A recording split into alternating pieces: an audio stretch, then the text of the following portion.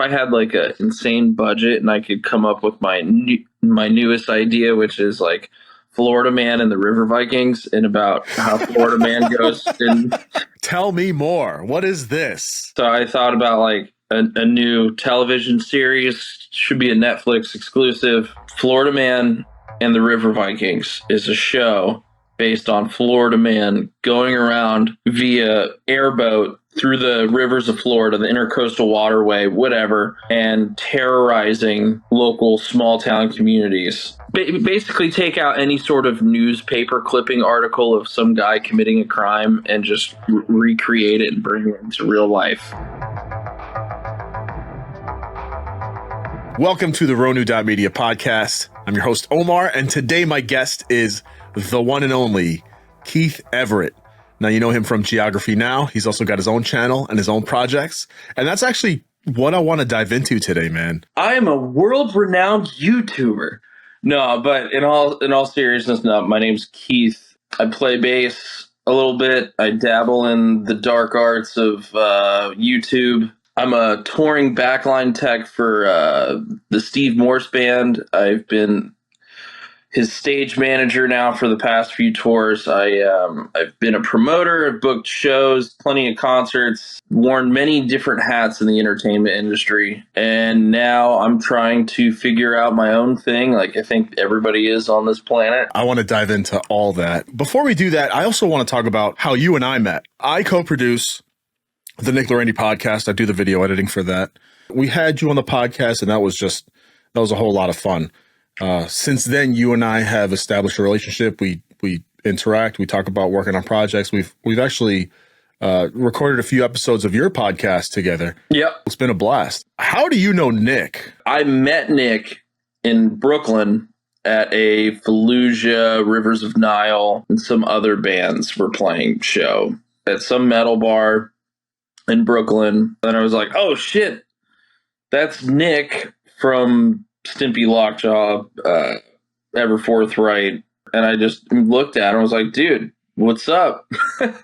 Actually, back in the day, I believe my band at the time, which was called Yantra, was supposed to play a show with Ever Forthright in, I think, Rhode Island somewhere, but that never materialized. Wait, is this when you were living in New York? When I was living in Boston. In Boston, I'm sorry. Yeah. What kind of band is Yantra, or was? Is it still a thing? No. It's definitely not still a thing. It hasn't been a thing for, over a decade. But you can actually still go on YouTube, and if you type in Yantra Rain, we did one of those Sumerian records, get signed if you play this show, potentially thing. And yeah, either way, long time ago. And back in the good old days of playing in bands. And you played bass for them, right? Yeah.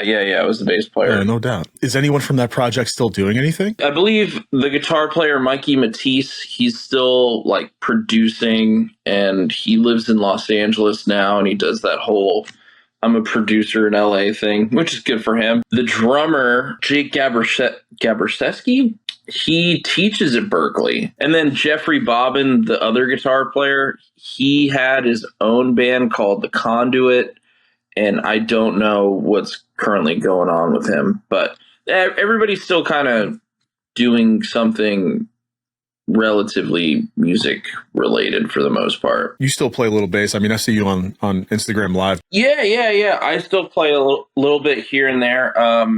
My hand injuries from having carpal tunnel syndrome. That's what you call it, huh? Yeah. As we go through this life, we gain our battle scars, and now everything works the same forever. So you make do, right? Yeah, that's about it as far as that goes. But yeah, my main thing now is I just do teching, like being a backline tech, knowing how gear works, knowing how to set up a guitar, restring instruments, change out drum heads, making it basically as perfect as I can for the artist to basically show up and be like, oh, this is great. Thanks, man. I could only imagine how much easier the musician's life is that they just have to show up to play. They don't have to set up. They don't got to do shit. I mean, I met up with you. You came up to, you're in Florida now. You came up to Westbury, Long Island, Mhm. So we had met up at the Westbury Theater. I forgot which theater, what it was called, but it's not far from me. Somewhere in Westbury, right there in that little downtown strip thing. Yeah. When I walked in, you were actually setting up the drums and doing sound check with the drums, and I thought that was interesting because I'm usually when I go see people play, it's usually Nick and Jared for the most part, and Jared has to do his own everything, right? He's got to set it up, he's got to make sure everything's set where he needs it, and he's got to do sound check, and then he's got to break it down, lug it into his car, and take it home to only unload it again. Yeah, exactly. It's brutal, and it's heavy fucking equipment, man. It's crazy. So that's got to be tremendous for the artist. I want to talk to you about your experience with that. Like, what are some of the challenges that you experience being a backline tech? And is it only for the Steve Morse band, or No, it's not just definitely not just for the Steve Morse band. I worked for a company in Los Angeles called Studio Instrument Rentals for about give or take 7 years, and I've run into all kinds of challenges, whether if something like an amp goes bad, and then like now I have to call up the shop and be like, hey, I need a new Marshall JCM 800 head down here at the I don't know, the late night show with Jimmy Kimmel or whatever. And then you got to just kind of fly by the seat of your pants. I mean, the best thing to do is just to know how everything is supposed to work. I always think you're learning on the gig, like no matter what. Like if something happens, you have to figure it out or get creative. Like let's say if a kick drum head breaks mid-show, then my remedy for that is to get as many paper plates and then duct tape it. If it's salvageable, duct tape it to the kick drum head. And it's not the best, but it'll get them through the rest of the show. Because sometimes like you can't change out a kick drum head mid-show. You're screwed. And that's a trick that I also learned too from my buddy Christos, who's the drum tech for the Black Eyed Peas. So he taught me about that little trick. Oh wow, so it's so part of the job is also putting out fires then. Oh, 100%. I mean, it's like, yeah, you definitely set up the stuff, but you definitely have to put out fires as well. It's like there was a situation on the last tour. It's basically a headphone extender cable that runs to this expression pedal that Steve Morse uses on his guitar rig. That cable went bad, so I had to troubleshoot it and figure out what went bad. You just got to figure it out. It's just like it all kind of comes down on you. And working with an extremely intelligent artist like Steve Morse, I mean, he kind of, can narrow it down because, dude, he's been playing guitar for like 60 years. Right. He's been touring more than I've been alive at this point. So he's seen many of problems, pop up, and he knows how to fix everything. Dude's literally a genius. Oh, cool. So that certainly makes things easier then. Yeah, I try not to depend on that because he's hiring me to do a job, but in his case, he's very forgiving, and it's like, okay, cool. Oh, that's interesting. I got to give it up to Engel guitar amps. I think those are like the most reliable guitar amps I've ever worked with, and Ampeg bass gear. Also that as well. I really hate Gibraltar drum hardware. If you use Gibraltar drum hardware, please don't. Just go buy nice DW. This episode is sponsored by Gibraltar drum hardware. So those are some of the challenges. What are some of the for lack of better words, successes or upsides to being a backline tech for a musician like Steve Morse? Oh, you get to hear one of the greatest guitar players play guitar every day.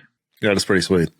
If you know, like Steve Morse is like the guitar players of guitar players. Like nobody in the mainstream world, I guess, would know who he is. But if you are into super nerdy prog rock, jazz fusion stuff, he's influenced everybody from Zakk Wylde to John Petrucci to all of your favorite guitar players. That's their favorite guitar player. So it's kind of cool to be able to work for him. And in that sense, also too, it's like what he's done for guitars, just pretty amazing. He's definitely one of the unspoken legends of guitar players, in my opinion. I even talked to him like sometimes about it, and because he was friends with like Jaco Pastorius back in the day. And, you know, he always talked about like, oh yeah, me and Jaco used to jam and all this stuff. And he was like, Steve was a guy that was around all the other super huge guys. I think he did a few tours with Al Di Meola and Paco de Lucia. Dude, he's the guitar player. He's a great dude. I find enjoyment when everybody out in the crowd is smiling and getting to watch a really great show. It's a show I've seen about 10,000 billion times, but it's always very special. Because, like, Steve used to not tour as the Steve Morse Band for many years because he was doing Deep Purple, and he was always touring doing Deep Purple stuff. But now that, you know, he's not doing Deep Purple anymore, he's able to do the Steve Morse Band and Dixie Dregs stuff, and that's pretty cool. But also, too, I love getting catering. Catering's another pro oh, yeah? job. Are you the one that also handles that? In the email chains, yeah, sometimes. I mean, sometimes, like, we'll send out a rider to all the venues, and, like, I'll add some stuff. I'll be like, oh, yeah, I want strawberry banana yogurt, Greek yogurt for the dressing room, and sparkling water. And only green M&Ms. And okay. Yeah, I was going to say like that, you know, that has to be challenging because you need to keep dietary needs in mind. Yeah, I mean, I kind of think to a certain extent, dietary restrictions kind of go out the window, at least for me anyways, because it varies so much. Because like sometimes if we're not having catering, then we're getting a buyout, and then we'll get like $50 a man or something for food stipend, right? Usually it'd just be for dinner, and then because usually in the morning, like they'll have like at all the venues with all the stagehands and stuff, they usually have like bagels and cream cheese and coffee and whatever basic stuff. Yeah, and then sometimes for lunch, there might be catering, there might not be. But then when dinner time kind of rolls around, then it's like you're calling up everywhere, hoping that they deliver to the venue that's in the middle of nowhere. Yeah, that's got to be a real challenge. Yeah, it can be. It definitely can be. Otherwise, it's like you're rolling into some gas station at like 12 at night, 1 in the morning, and, you know, kind of getting whatever you can, and then you're driving on to the next venue. I want to change gears now. I'm really curious about your experience on Geography Now. So you are the music correspondent for that channel. Yeah. What are some of the challenges that you faced on that? What are some of the things that you loved about it? And really just anything you want to share. It was September of 2016. It was a warm Southern California day. So you were in Southern Cali at this point? Yeah, I just moved to Los Angeles. Got it. All right. And when I first moved to LA, my first big gig was playing bass for Danny Warsnop of Asking Alexandria. I thought I was going to be a big rock star touring the world. Didn't happen. Ended up living at my cousin's house, and he invited me to do start working the teleprompter for this YouTube channel. I was like, okay, whatever. Sounds fun. Started helping him out. He asked me to be in a skit. I basically met Paul through my cousin Brandon. And since then, the rest has been history. And I kind of became a beloved character on the show. I kind of play it up a little bit. Not that I'm not myself, but I'm a little bit over exaggerated. Yeah. Almost like a caricature of yourself. Yeah, basically. I don't know. I mean, back in the day, I used to, smoke a lot of reefer, so I'd play up on stoner comedy and have a good time doing that. And also, it was great, too, because, I don't know, I was just having fun doing it. It was never something that I initially was like, oh, I'm going to do YouTube and be YouTube famous. It was more like, oh, hey, wow. I just was having fun making dumb videos. The original mindset behind it was just like, oh, this is kind of fun. This is cool. Oh, wow. People kind of like this. All right, whatever.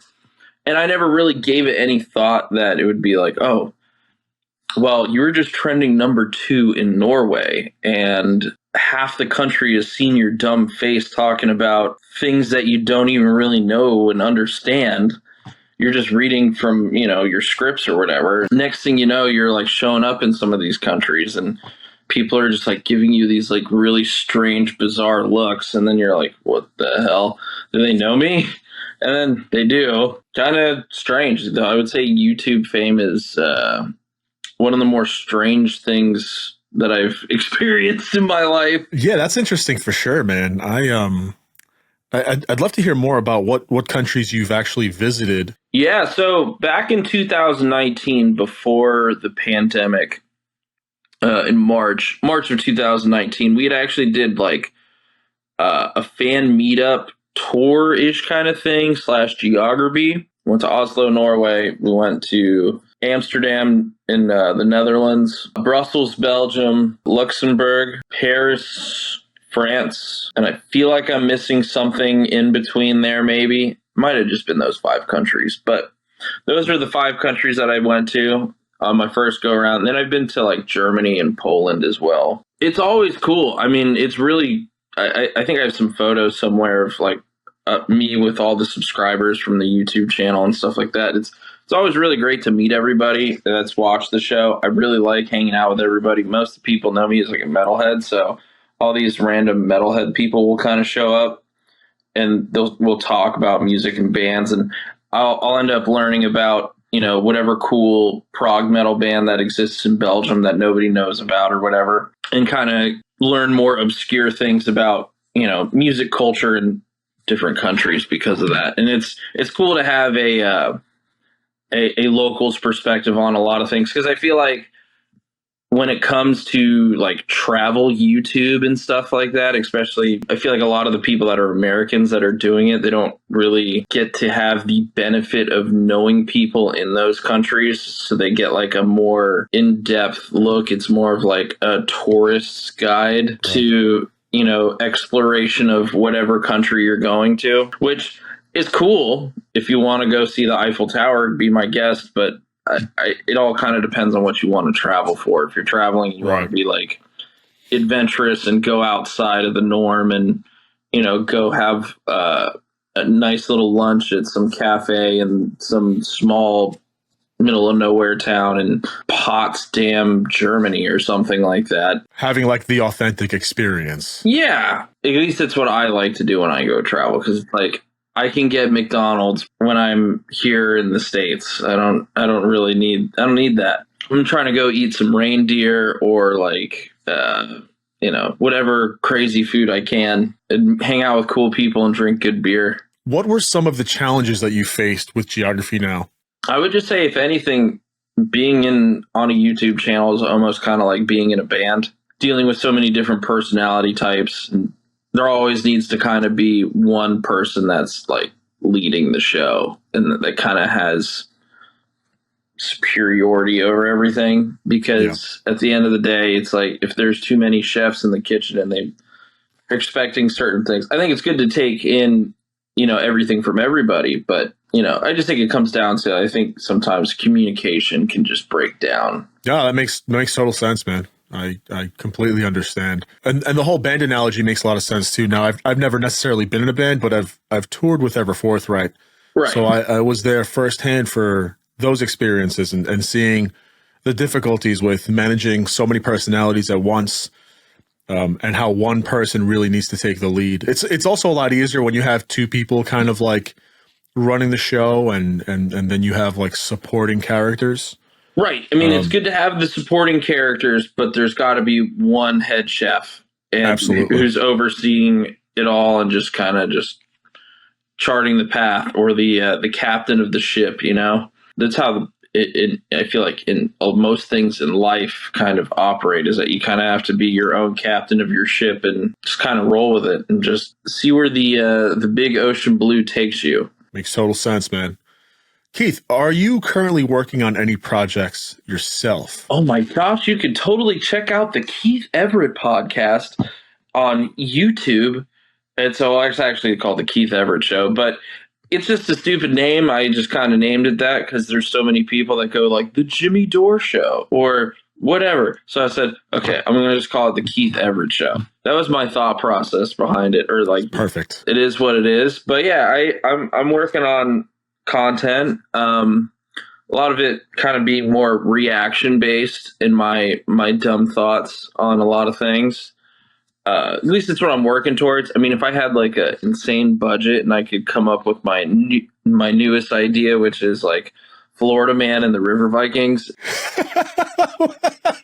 Tell me more. What is this? So I thought about like a new television series, should be a Netflix exclusive. Florida Man and the River Vikings is a show based on Florida Man going around via, airboat through the rivers of Florida, the intercoastal waterway, whatever, and terrorizing local small town communities. And he's always outrunning the cops, and he's just Florida Man.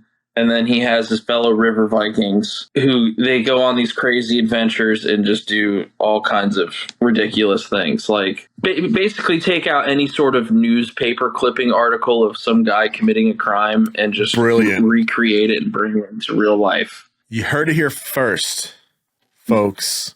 That's a hard phrase to say quickly. You heard it here first, folks. I always stumble on that one. You heard it here first, folks. It's the first, folks. First, folks, yes. So if you ever see a show like that and it's not Keith, they fucking stole it. They stole my intellectual property and my idea. Such a good idea. It could be more just like 10-minute skit based or 5-minute skit based or whatever. But yeah, that's kind of been my idea. So do you have like a cast in mind? Like do you have friends that are down and available for a project like that? Oh yeah, the thing is like just finding the availability for when they could, it's not like everybody's down to do a project, right? Everybody was like, oh yeah, I'll do that. That sounds like fun. Yeah. Wow. Oh, that's a great idea. Why did I ever think of that before? Yeah. Oh, when do you need me to be there? Oh, can you show up this day? Yeah, that sounds great. Never shows up. Never shows up. Like I said, it's like being in a band. Oh, yeah, I want to start a band. Dude, you want to get together and jam, bro? Yeah, dude, sounds sick, dude. And then you never get together and jam. Yo, where you at? Oh, that's today? Sorry, dude. Bro. Bro, I got to go to work, dude. I mean, also, too, the older we get, the more adult life kind of comes into play. Doesn't always have to. Like if you just schedule your life accordingly, like if that's something that you really want to do, it's a lot harder to do things as you age, but that's also just a mental barrier that you just gotta get out of here. That's the mental barrier is the biggest. I mean, that's it took me forever to finally launch a podcast, and here we are. It takes a lot of effort to just like pull the trigger, man. And it's funny because like if you really think about it, pulling the trigger is fucking easy. It's that mental barrier. There's so much. I think about it too, like all the people that upload dumb content to TikTok, and I'm just like, what are you doing? They're not really producing anything at all. They're just like, send me money and I'll acknowledge your existence. And they're using their beauty as a tool to beg for money from other people. Which, by the way, I don't disagree with any of that. If that's how you make money, that's how you make money. I'm not knocking it. No, I mean, neither do I. I mean, hey, OnlyFans, I wish I could pursue a career, but, that's not happening for me. I mean, you can. You just got to pull that trigger, right? And with that said, Keith, thank you so much for coming onto the podcast. It's been a blast. Keith, just let us all know again, where can we find you and what are things that you are looking forward to really working on in the future? You can find me on YouTube at The Keith Everett Show, or you can find me on Instagram at Keith Everett Plays Bass. And also, too, it's like no hatred towards those people that, are doing those things, because I'm just secretly jealous that I can't do that. So more power to you. Peace out, brother. Good having you, man. Later, dude.